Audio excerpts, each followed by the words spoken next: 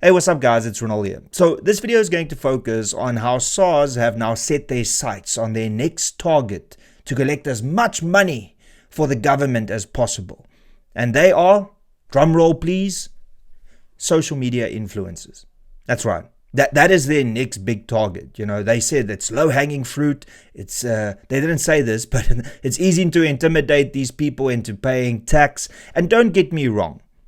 Anybody that earns an income should be held responsible to pay tax, even though we know that paying tax in this country means that 90% of that tax money goes to cadres and for corrupt activities. We know that. But I'm not here to defend or to say that influencers shouldn't be taxed.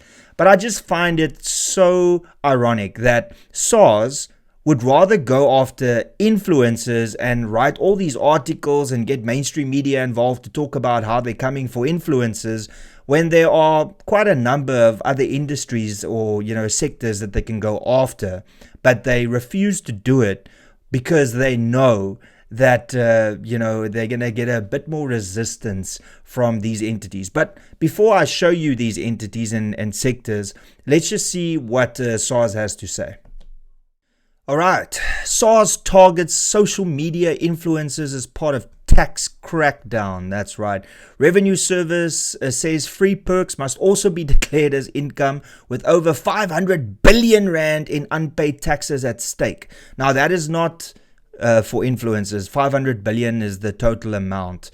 So the South African Revenue Service has declared how social media influencers will be taxed, warning that all forms of income, whether paid in cash, products, services, or travel, must be declared.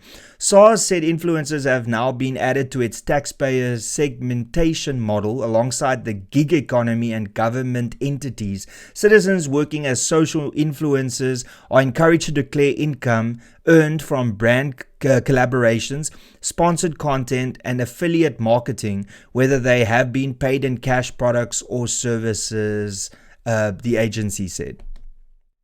That's right, social media influencers. You are going to change South Africa. 5,000 of you that earn enough money to actually be taxable. SARS is going to come and save South Africa by coming after you, when in actual fact, there are a lot easier targets to go after. But of course, we know that that won't happen. So what am I talking about? Well, let's have a look. As you can see here's the different sectors. So the taxi industry is 15 billion in revenue. Spaza shops is 100 billion. Street vending is 80 to 100 billion. Small scale agriculture is 150 billion. Beauty and personal services is 40 to 50 billion, and informal construction is 200 billion, right? Now, as you can see here's the estimated annual tax loss. So for the taxi industry, it's between 7 and 10 billion. Spaza shops, it's 10 to 15 billion. Street vending, it's 8 to 12 billion. Small scale agriculture, it's 15 to 20 billion. And beauty and personal services, 4 to 6 billion. And the informal construction is 20 to 25 billion rand. That's right. So SARS would rather go after social media influencers and, people that can generate an income from showing products or, making money on YouTube and on other platforms like I do. And, I've submitted my provisional tax. I paid the money over. I cried while I did it because I knew that 90% of that money is not going to go where it's supposed to go, uplifting the poorest of the poor in this country and fixing roads, etc., etc. That money is going to end up in some cater's pocket down the line. Now, I just find it astounding that the government and SARS will go after easy targets, but they'll avoid industries where they could literally make billions of rands. Now, the social media influencer segment, that's not going to give them billions of rands. That'll give them maybe 50 million, 100 million if they're lucky.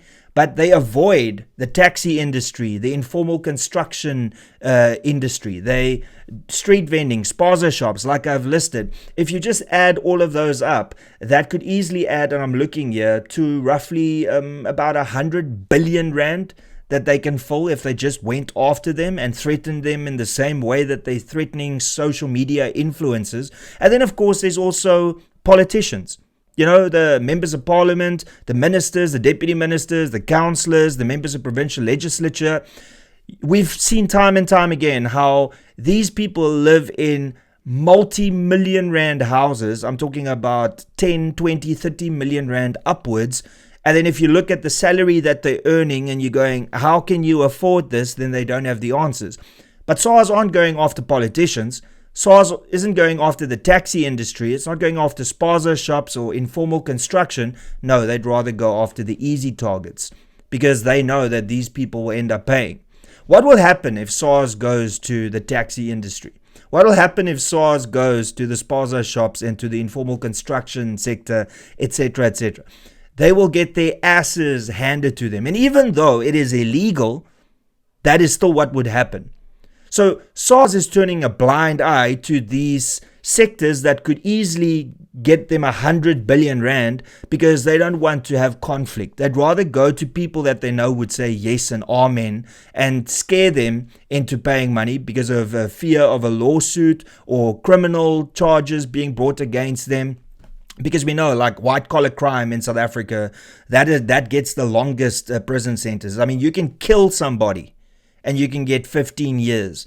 And if you steal money through a white collar crime, you can get 25 years because that's how things work in South Africa for some strange reason. Money is more important than human life.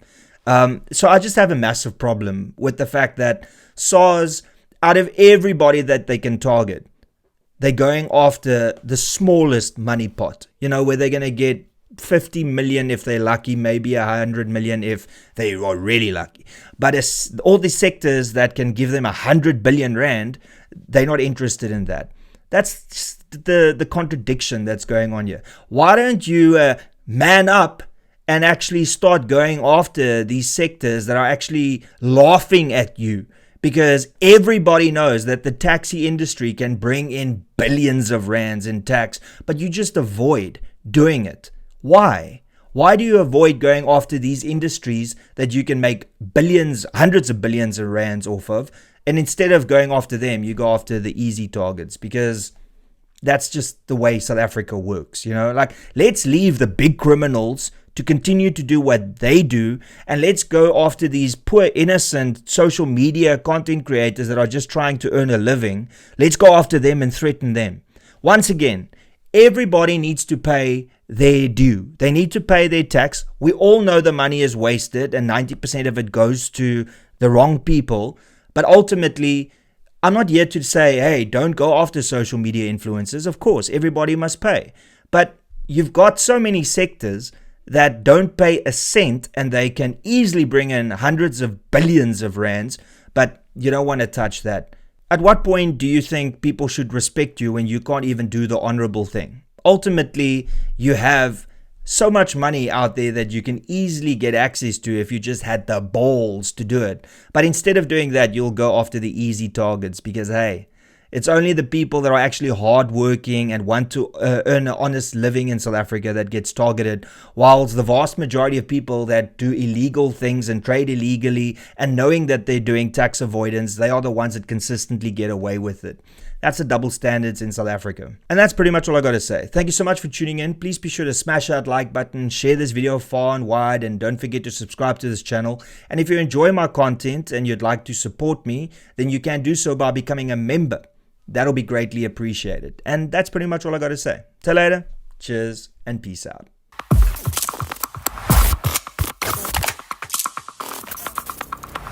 You don't even know me, but every time you see me, you say, I wear my massacre.